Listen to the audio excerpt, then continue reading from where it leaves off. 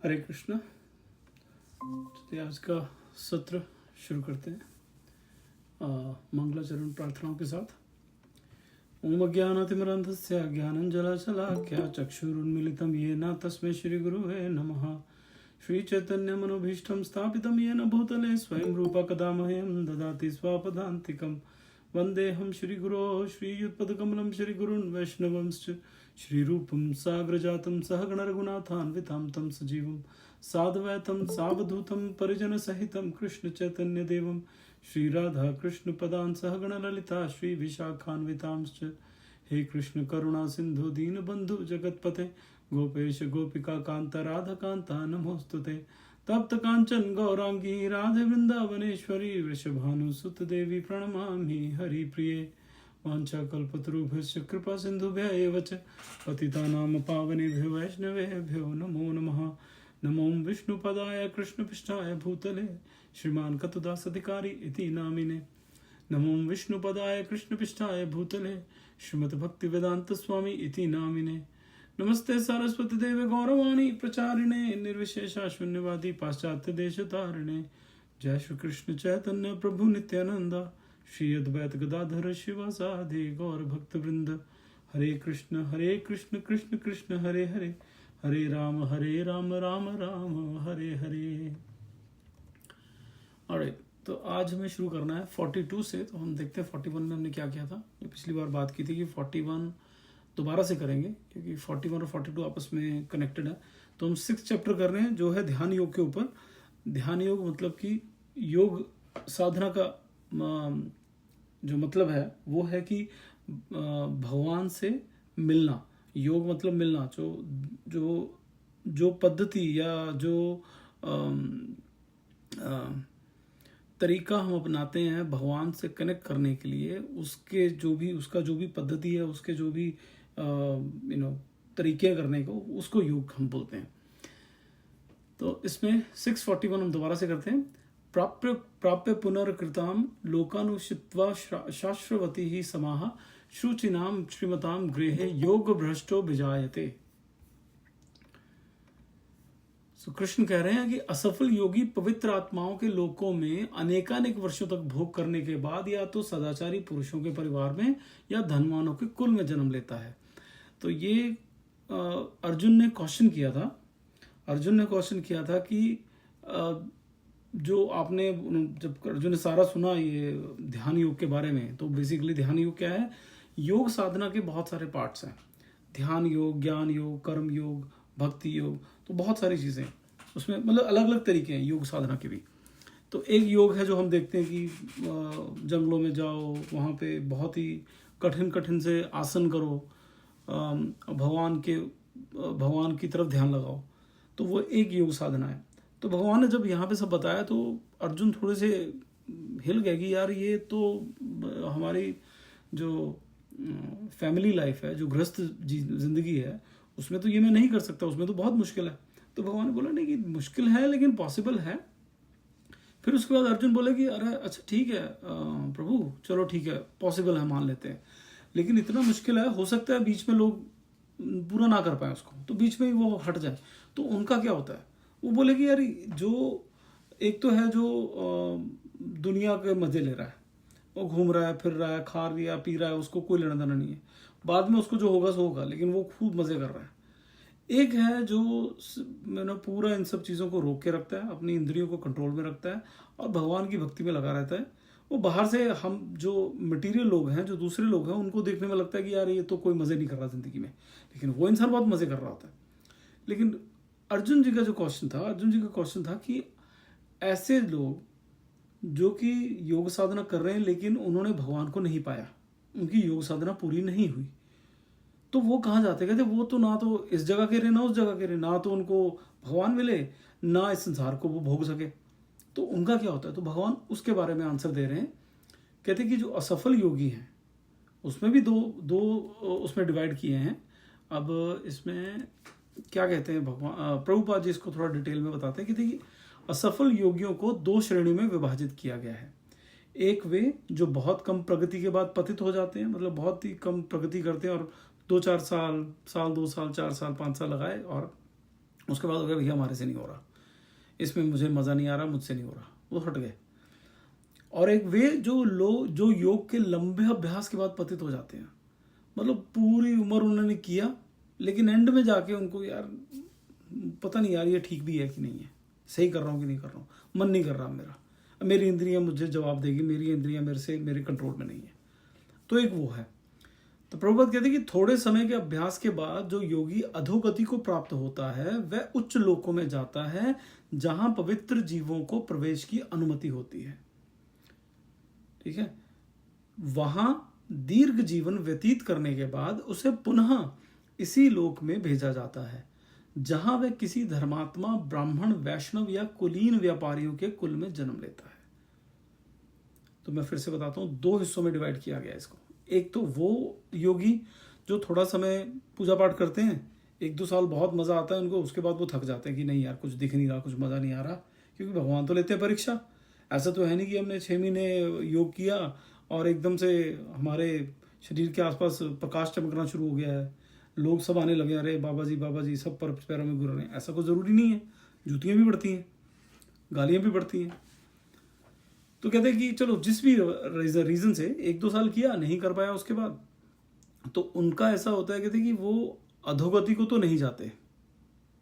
ठीक है, तो उन अधोगति मतलब वो नरक लोक में तो नहीं जाते, वो उच्च लोकों में जाते हैं। उच्च लोक मतलब ये स्वर्ग लोक,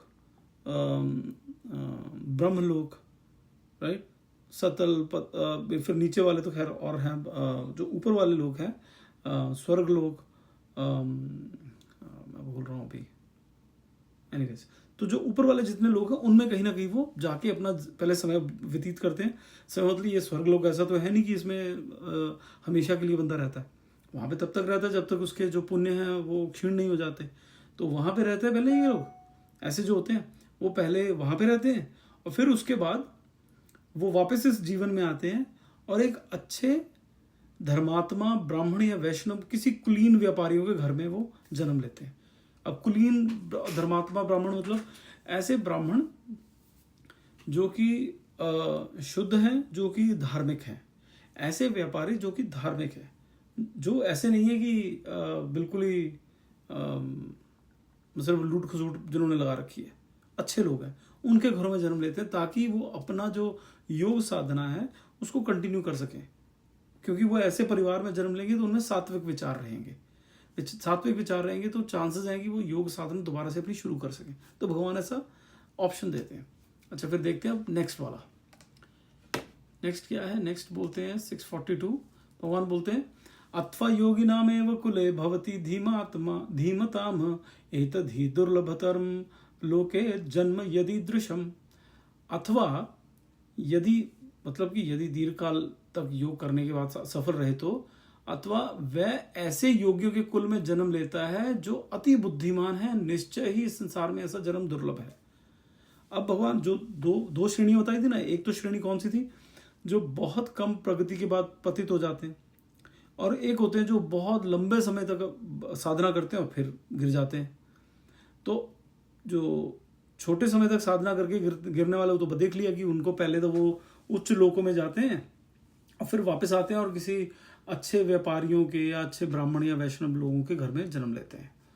अब बात कर रहे हैं जो बहुत लंबे समय तक अभ्यास करते हैं लेकिन उसके बाद भी गिर जाते हैं। उनका ऐसा होता है, कहते हैं कि वो एक बहुत ही अच्छे कुल में जन्म लेते हैं। कौन से जन्म कुल?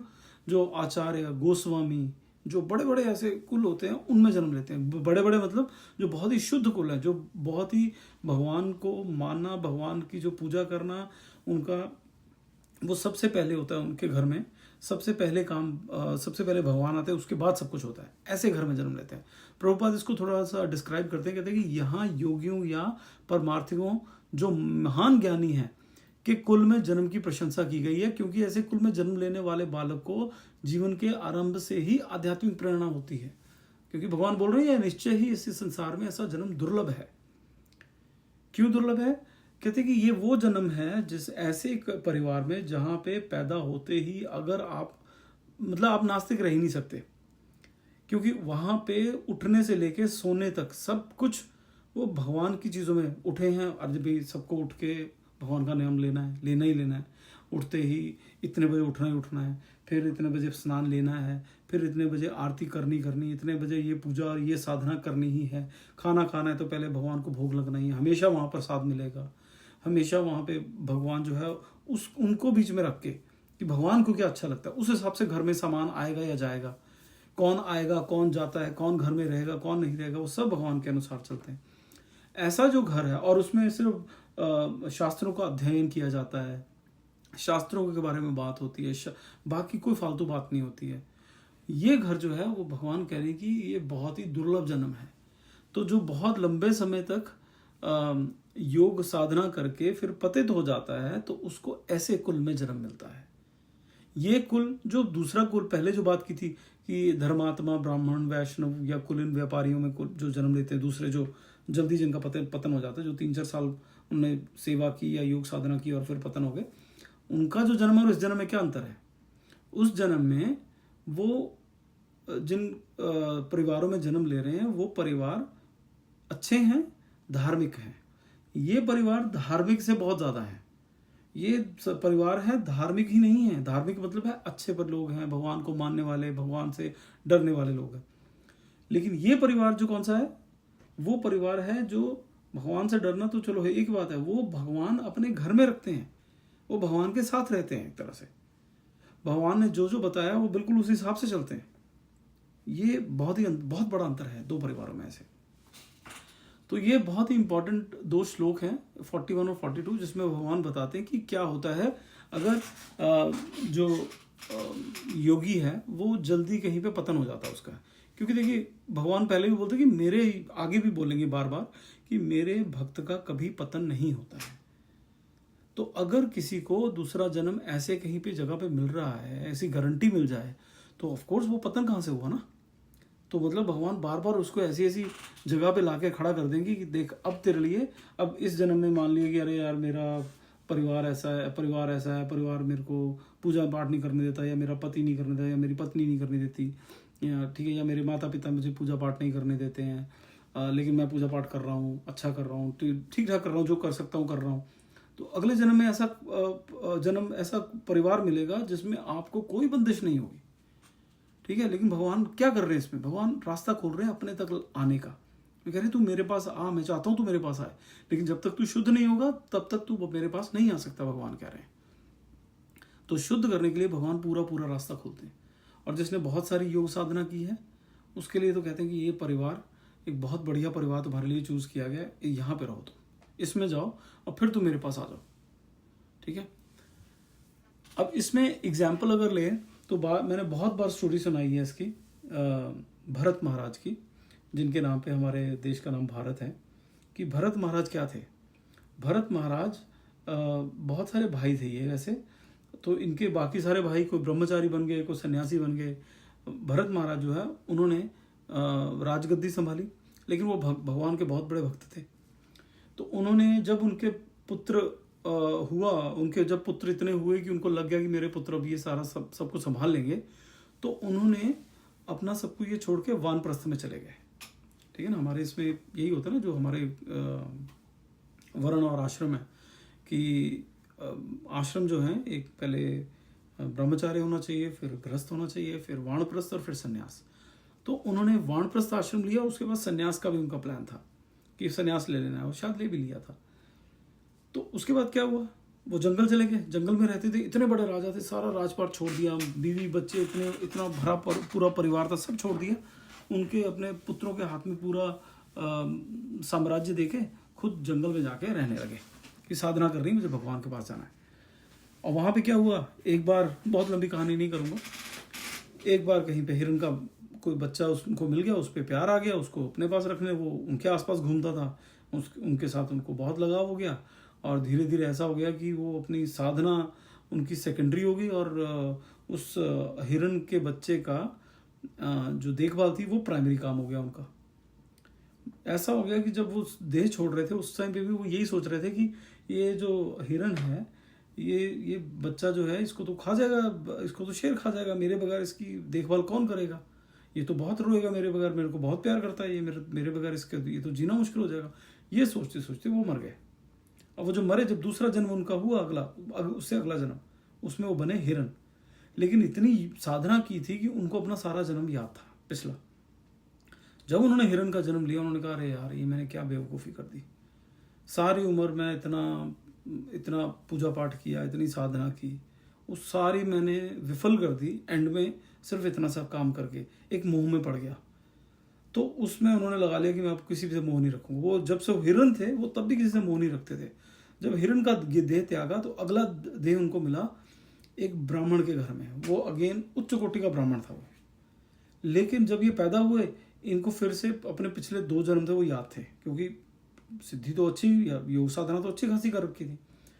तो इन्होंने जब सब याद आया इनको कि ये है, तो उन्होंने फिर सोच लिया कि मैं किसी से मोह नहीं रखूँगा। तो वो सबको ऐसे सबके साथ ऐसे बिहेव करते थे जैसे ये खुद ये पागल है। वो चाहते थे कि ना तो मैं किसी से मोह रखूँ, ना मेरे से कोई मोह रखे। ठीक है, तो उनके साथ मोह सिर्फ उनके पिता का था। पिता उनको बहुत प्यार करते थे, बाकी कोई उनसे प्यार नहीं करता था। सब बोलते थे कि ये पागल है, इसको जड़ बुद्धि है, तो उसको जड़ भरत बोलते थे उनको। तो अगेन बहुत लंबी कहानी है, लेकिन हाँ बाद में हुआ ऐसा कि खैर वो सारी उम्र उन्होंने वो साधना की अपनी जड़ भरत बन के, और फिर वो भगवत धाम को उनकी प्राप्ति हुई। ठीक है, तो यहाँ पे ये जो भगवान यहाँ पे बता रहे हैं कि जो योगी बीच में पतित हो जाते हैं उनका क्या होता है, ये इसको फुलफिल करती है, डिस्क्राइब करती है ये स्टोरी की वाकई में ऐसा होता है। चलिए आगे चलते हैं। 43 तत्र तम बुद्धि संयोगम लभते पौर्व देहिकम यतते च ततो भूयः संसिद्धो कुरुनंदन। हे कुरुनंदन, ऐसा जन्म पाकर वह अपने पूर्व जन्म की दैवी चेतना को पुनः प्राप्त करता है और पूर्ण सफलता प्राप्त करने के उद्देश्य से वह आगे उन्नति करने का प्रयास करता है। कहते कि ऐसा जन्म जो पा लेता है ना, उसको पूर्व जन्म की, एक तो जैसे मैंने भारत महाराज का बताया, उनको पिछले जन्म की याद रहती कि मैंने क्या किया था।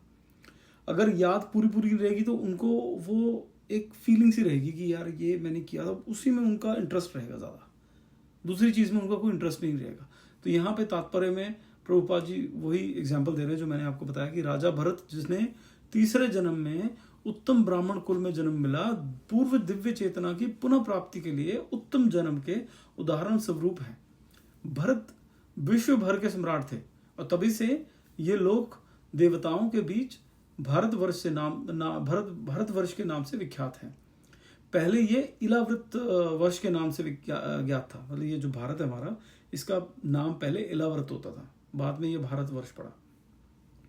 भरत ने अल्पायु में ही आध्यात्मिक सिद्धि के लिए संन्यास ग्रहण किया था, किंतु वे सफल नहीं हो सके। अल्पायु मतलब जैसे ही उनका, ऐसा नहीं कि वो चल फिर नहीं पाते थे उस टाइम पे जब उन्होंने संन्यास या वानप्रस्थ लिया है। वो अच्छे खासे चलते फिरते थे और 100-150 साल वो राज कर सकते थे, लेकिन नहीं किया उन्होंने छोड़ दिया सब कुछ। तो अगले जन्म में वे उन्हें उत्तम ब्राह्मण कुल में जन्म लेना पड़ा और वे जड़ भरत कहलाए, क्योंकि वे एकांतवास करते थे तथा किसी से बोलते ना थे। बाद में राजा रघुगुण ने इन्हें महानतम योगी के रूप में पाया। अच्छा, एक और चीज जो मैंने पहले भी शायद बताई होगी, लेकिन फिर से बताता हूँ कि एक बार क्या हुआ था, भरत जो जड़ भरत थे, जब ये किसी से बातचीत नहीं करते तो क्या होता था, जो इनको रूखी सोटी, इनके जो भाई थे वो भी इनके पागल समझते थे, उनको कोई रूखी सोखी रोटी दे देते, कोई ज़्यादा लगाव नहीं था, ज़्यादा कुछ उनका ध्यान नहीं रखते थे। पिता मर गए थे। तो एक दिन क्या हुआ, ये खेतों में काम कर रहे थे, रात होगी तो वहीं सो गए। तो कोई उन्हें ढूंढने भी नहीं आता था कि सोए हुए हैं, ठीक है, पड़ा हुआ है, पता नहीं कहाँ है, कोई नहीं ढूंढने आता था। रात को डाकू आए, डाकू ने उनको देखा और उठा के ले गए, उसको किडनैप करके ले गए। और वहाँ जब लेके गए तो वहाँ पे वो, जब उनकी आंख खुली कि ये क्या करने वाले हैं, तो वो देखा कि वो उनकी काली माता को बलि देने की तैयारी कर रहे थे। वो ये था कि जो डाकुओं का लीडर था, सरदार था, उसको किसी ने बताया था कि तुम उसके पुत्र नहीं होता था, तो उसको किसी ने बताया था कि तुम अगर एक इंसान की बलि दोगे काली माँ को, ठीक है, ये तंत्र मंत्र तो आप लोगों को पता ही होगा कि तंत्र मंत्र में था वो, तो उसमें किसी ने उसको बताया था उस पद्धति के अंडर की तुम एक इंसान की बलि दो तब तुम्हें पुत्र होगा। तो वो ले आया काली माँ के सामने उसकी बलि देने के लिए। लेकिन जैसे ही वो उसको मारने लगे, और जड़ भरत जो है उन्होंने कुछ नहीं बोला, वो चुपचाप गर्दन रखे कि हाँ मार दो, ना रोए ना धोए ना कुछ, वो चुपचाप गर्दन रखे, ठीक है मार दो। जैसे वो मारने लगे, जो सामने काली की बहुत बड़ी मूर्ति थी, काली मूर्ति से निकल के स्वयं प्रकट हो गई। उसमें लिखा है, भागवत में लिखा है कि इससे पहले कि आंख झपकती किसी की, उतने में काली माँ ने जितने वहां पे डाकू खड़े थे, 25, 30, 50 जो भी थे, सब की गर्दन उतार दी, सब मार दी। मतलब एक पलक झपकते माँ ने सब मार दिए। बहुत क्रुद्ध हो गई माँ। वो किस लिए हुई? एक भगवान का भक्त, उसकी बलि उसको चढ़ा रहे हैं, वो बहुत क्रोध में हो गई, बहुत क्रुद्ध हो गई। क्योंकि देखिए कृष्ण, मैंने पहले बताया था, कृष्ण कौन है? कृष्ण सब कारणों के कारण है। ये सब बाकी जितनी भी शक्तियां हैं यहाँ पे, वो सब कृष्ण के अंडर काम करती हैं। कृष्ण सब कारणों के कारण है। तो एक ऐसा भक्त जो चाहे देवी माँ हो, चाहे जितने भी देवी देवता हैं, ये सब के सब भगवान की पूजा करते हैं। भगवान इनके आराध्य हैं, ठीक है, भगवान के इनके आराध्य हैं। तो जैसे एक बार मैंने पहले बताया था कि अगर आपके सामने आपकी तारीफ हो तो आपको अच्छा लगेगा, लेकिन अगर आपके बच्चे की तारीफ हो तो आपको और भी अच्छा लगेगा। तो ऐसे ही भगवान के जो देवी देवता हैं, इनके सामने अगर आप कृष्ण का जाप करें तो उनको बहुत पसंद आता, बहुत अच्छा लगता है। जैसे हनुमान जी हैं, हनुमान जी के सामने आप हनुमान जी की बड़ाई करो तो एक ये है श्री बृहद भागवतामृत है। ऐसे ही हुआ था कि जो हनुमान जी हैं वो बैठे हुए हैं, वो राम नाम का जाप कर रहे हैं, ठीक है, अपने। और उधर से नारद मुनि आए, नारद मुनि उनकी बड़ाई करना शुरू कर दिया। अरे आप तो इतने बहुत बड़े भक्त हो, बहुत बड़े, उनकी बड़ाई शुरू कर दी। और जो हनुमान जी थे वो एकदम से क्रुद्ध हो गए। उन्होंने उनको गले से पकड़ लिया, सीधा ऊपर उठा दिया गले से पकड़ के, चुप हो जाओ कहते, बिल्कुल मत बोलो। तो ये जो भक्त होते हैं, जो ये देवी देवता, जो शक्तियाँ होती हैं, ये इनकी प्रशंसा करो, ये खुश होंगे, ठीक है, लेकिन इनके आराध्य की प्रशंसा करोगे तो ये और ज़्यादा खुश होंगी। तो हनुमान जी खुश किससे होंगे ज़्यादा? उनका नाम लेने से या राम का नाम लेने से? राम का नाम लेने से। तो वैसे ही यहाँ पे था कि काली माँ बोली कि तुमने मेरे सामने, मतलब एक वैष्णव, शुद्ध वैष्णव जो है, भगवान का भक्त, उसकी बलि दे रहे हो मेरे को। उन्होंने एक सेकंड ही लगाया, उसको सब के सब खत्म कर दिए थे, ठीक है। चलिए, ये मेरे को बीच में से याद आया तो मुझे लगा अच्छा रहेगा बताने में। तो एनीवेज, तो ये था, ये भगवान जो बोल रहे हैं कि हे गुरुनंदन, ऐसा जन्म पाकर वह अपने पूर्व जन्म की दैवी चेतना को पुनः प्राप्त करता है और पूर्ण सफलता प्राप्त करने के उद्देश्य से वह आगे उन्नति करने का प्रयास करता है। चलिए आगे बढ़ते हैं। 44 पूर्वाभ्यासेन तेन ह्रियते ह्या वशोपि सह जिज्ञासुरपि योगस्य शब्द ब्रह्माति वर्तते। अपने पूर्व जन्म की दैवी चेतना से वह ना चाहते हुए भी स्वतः योग के नियमों की ओर आकर्षित होता है, जैसे ऐसा जिज्ञासु योगी शास्त्रों के अनुष्ठानों से परे स्थित होता है, ठीक है। मैं फिर से बोलता हूं कि अपने पूर्व जन्म की दैवी चेतना से वह ना चाहते हुए भी स्वतः योग के नियमों की ओर आकर्षित होता है, ऐसा जिज्ञासु योगी शास्त्रों के अनुष्ठानों से परे स्थित होता है। कि ऐसा जो योगी होता है जिसने, फिर से वही किस योगी की बात कर रहे हैं, जिसने बहुत समय पहले, पिछले जन्म में बहुत लंबा उसने समय तक पूजा पाठ किया, उसने साधना की, लेकिन सफल नहीं हो पाया। तो अब इस जन्म में उसको क्या होगा? वो चाहे ना चाहे, उसको अपने आप ही, जहां पे कोई कीर्तन हो रहा है, जहां पे भगवान की बात हो रही है, उसको अपने आप उधर की तरफ खिंचाव होगा, वो चाहे ना चाहे।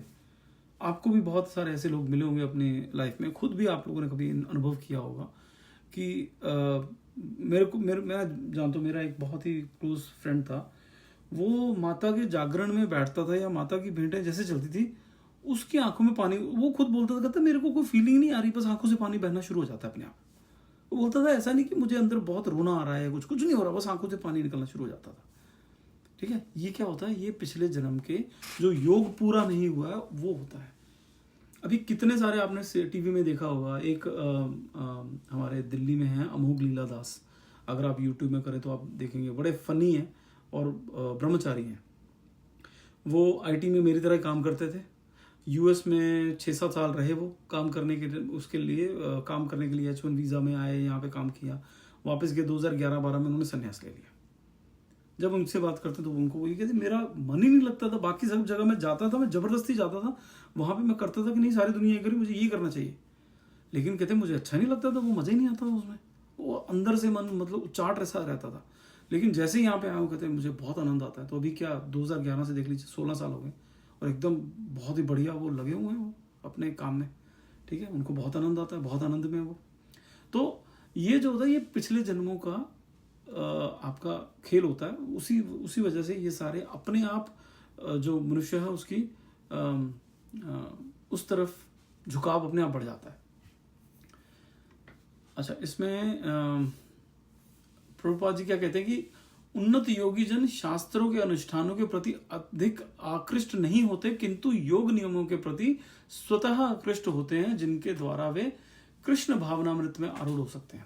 अच्छा, ये एक इंपॉर्टेंट चीज जो मैं मिस कर गया ऊपर, भगवान क्या बोल रहे हैं कि अपने पुनर्जन्म की देवी चेतना से वे ना चाहते हुए भी स्वतः योग के नियमों की ओर आकर्षित होता है। ऐसा जिज्ञासु योगी शास्त्रों के अनुष्ठानों से परिस्थित होता है। मतलब भगवान को पाने के एक तरीके क्या माने जाते हैं, जो अनुष्ठान करके किए जाते हैं, एक बहुत ही रिचुअलिस्टिक तरीका होता है। रिचुअलिस्टिक मतलब पूरे विधि विधान से पूजा की जाती है। जो योगी होता है, जो बहुत उन्नत योगी होता है, उसको ये सब इतने भाते नहीं है। वो करता है लेकिन उसको इतना मजा नहीं आता उसमें। उसको मजा किस में आता है? भगवान का नाम लेने में, जाप करने में, ठीक है, जाप करने में उसको मजा आता है। उसको जपता रहेगा, सारा दिन नाम जाप कराते रहो, कीर्तन कराते रहो। लेकिन पद्धति से ये जो बड़ा फॉर्मेलिटीज से और बहुत ही अलग अलग जो प्रोसेसेस हैं भगवान की पूजा करने के या अनुष्ठान करने के, यज्ञ करने के, उसमें उसको बहुत ज़्यादा इंटरेस्ट नहीं रहता। क्योंकि वो किस लिए की जाता है? अनुष्ठान और ये जो अलग अलग पद्धतियां हैं ये किस लिए होती हैं? ताकि हमारा भगवान में मन लग सके, और मन लग के क्या होगा? भगवान का नाम ले सके। तो मतलब कि पहले हाँ, ये जब हम अनुष्ठान और ये सब करते हैं तो हमारे मन में भगवान का नाम लेने की इच्छा होती है और भगवान का नाम लेना शुरू करते हैं। तो लेकिन जो ऑलरेडी भगवान का नाम ले रहा है उसको ये सब पिछले बारे सब करने की जरूरत नहीं है, तो वो नहीं करता है। तो प्रभुपाद जी कहते हैं कि श्रीमद् भागवत में उन्नत योगियों द्वारा वैदिक अनुष्ठानों के प्रति अवहेलना की व्याख्या इस प्रकार की गई है। हे भगवान, जो लोग आपके पवित्र नाम का जप करते हैं वे चांडालों के परिवारों में जन्म लेकर भी आध्यात्मिक जीवन में अत्यधिक प्रगत होते हैं। ऐसे जपकर्ता निसंदेह सभी प्रकार के तप और यज्ञ कर चुके होते हैं, तीर्थ स्थानों में स्नान कर चुके होते हैं और समस्त शास्त्रों का अध्ययन कर चुके होते हैं। अब यहाँ पे क्या कहते हैं कि जो वे चंडालों के परिवारों में जन्म लेकर भी आध्यात्मिक जीवन में अत्यधिक प्रगत करते हैं। क्योंकि जब हम नाम जप लेते हैं ना, नाम जप के लिए कोई वर्ण या आश्रम क्या उसमें नहीं, कोई भी कर सकता है। लेकिन जो अनुष्ठान करने होते हैं उसमें बहुत तरीका होता है, उसमें हर कोई नहीं कर सकता है। लेकिन कह रहे हैं कि जिस इंसान को नाम जप का शौक लग जाए, शौक मतलब उसकी इच्छा जागृत हो जाए और उसमें उसको मजा आने लगे, उसको ये मानना चाहिए कि उसने सारे जितने यज्ञ करने थे कर चुका है, तीर्थ स्थान घूम चुका है, अपने सारे जो अध्ययन करना था कर चुका है। वो मतलब वो ध्यान योग और ये सारे जो बाकी योग है वो सब योग, उस तरह के योग कर चुका है पूरे। अब वो भक्ति योग में आ चुका है, ठीक है। फिर कहते हैं कि इसका सुप्रसिद्ध उदाहरण भगवान चैतन्य ने प्रस्तुत किया, जिन्होंने ठाकुर हरिदास को अपने परम प्रिय शिष्य के रूप में स्वीकार किया। ये चैतन्य महाप्रभु कौन है? चैतन्य महाप्रभु का जन्म हुआ बंगाल में, और चैतन्य महाप्रभु जो है वो राधा और कृष्ण इन दोनों का मिला हुआ स्वरूप है। कि कृष्ण जी ने जब जन्म लिया और भाव लिया राधा रानी का, तो उनको बोलते हैं चैतन्य महाप्रभु, ठीक है। कृष्ण जब खुद आते हैं तो वो कृष्ण भाव में, अपने कृष्ण भाव में कि मैं कृष्ण हूं, ठीक है। और राधा रानी जो है, वो राधा रानी का भाव क्या? वो हमेशा विरह में है, वो हमेशा कृष्ण के प्रेम में है। तो कृष्ण चाहते थे देखना कि यार ये राधा रानी को क्या एंजॉयमेंट मिलता है ऐसे। तो वो आए इस पृथ्वी में चैतन्य महाप्रभु बन के, जिसमें वो शरीर, तो एक तरह से शरीर क्या बोले कि वो खुद थे कृष्ण, ठीक है, कृष्ण थे, लेकिन भाव उन्होंने स्वीकार किया राधा रानी का, तो वो थे चैतन्य महाप्रभु। और वृंदावन आज की डेट में जो हम देखते हैं कि इतना पॉपुलर है, इतना मशहूर है, इतना अच्छे अच्छे मंदिर वहाँ पे, वो सब चैतन्य महाप्रभु की वजह से था। उनकी से पहले वृंदावन लुप्त हो चुका था, किसी को नहीं पता था। बहुत ही कम लोग थे जो जानते थे कि वृंदावन कहाँ है, क्या है। और उसमें जो ये अलग अलग स्थान हैं, कृष्ण की लीलाएं हैं, वो चैतन्य महाप्रभु ने आके बताई थी कि मैंने यहाँ पे ये किया था, मैंने यहाँ पे ये किया था, मैंने यहाँ पे ये किया था। तो उन्होंने आके सब कुछ बताया था। तो उन्होंने अपने आगे शिष्य थे, उनको सबको बोला कि इसको दोबारा से वृंदावन को सारे स्थान खोजो और इसको अपनी पुरानी जो इसको जो ख्याति मिलनी चाहिए उस ख्याति पे लेके आओ। तो रूप गोस्वामी, सनातन गोस्वामी, ये सारे गोस्वामी जो हैं वो वहाँ पे लगे और उन्होंने ये किया। ठीक है, अच्छा चलिए, तो अभी ये चैतन्य महाप्रभु के बारे में बात की मैंने। अब हरिदास जी के बारे में बात करते हैं। अभी अच्छा समय हो गया है, तो ऐसा करते हैं, इसको हम अगले हफ्ते सप्ताह में करते हैं। 644 के तात्पर्य से हम शुरू करेंगे। तब तक के लिए हरे कृष्णा, श्रील प्रभुपाद की जय, गुरु महाराज की जय। तो आप हरे कृष्ण महामंत्र का जाप करते रहें। हम अगले हफ्ते फिर से मिलेंगे। अगले हफ्ते फिर से मिलेंगे। चलिए जी, हरे कृष्णा, श्रील प्रभुपाद की जय। हरि बोल।